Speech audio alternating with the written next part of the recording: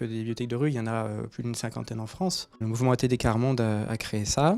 L'idée, c'est de lutter contre l'exclusion par le biais de la culture. Il faut se dire qu'on est une équipe d'animateurs qui apportons des livres pour enfants, pour lire avec les enfants, dans la rue, dans un square, dans un jardin, au pied des immeubles. Il faut s'imaginer qu'on s'installe au pied des immeubles, on arrive avec nos équipements, nos livres, notre valise de livres, et on vient semaine après semaine, dans la régularité. L'idée, c'est d'être ouvert sur la rue pour que les enfants puissent aller et venir, qu'ils puissent se sentir libres de nous rejoindre.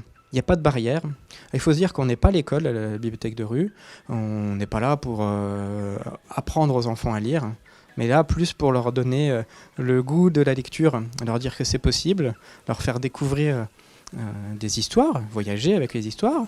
L'enfant, il choisit un livre. Soit il a envie de nous montrer comment il sait lire, et dans ce cas-là, il va nous raconter l'histoire. Mais dans bien des cas, les enfants ne savent pas lire, ou ils peuvent avoir un peu honte de ne pas trop bien savoir lire. Donc du coup, ils vont demander à ce que ce soit nous qui lisions l'histoire. J'ai déjà rencontré des enfants qui sont en train d'apprendre à lire, et voilà, ils veulent nous montrer comment ils savent lire, ou voire même qui racontent des histoires à leurs petits frères, petites sœurs, ou aux autres enfants qui sont présents. Là, je me dis, c'est super, quand on arrive à ça, que l'histoire qu'on vient de raconter à cet enfant, et qu'il l'apprend, qu'il s'en saisit, qu'il va se mettre dans un coin, sur un coin de la natte, et qu'il va lire avec les autres enfants qui sont là en racontant l'histoire, certainement à sa manière.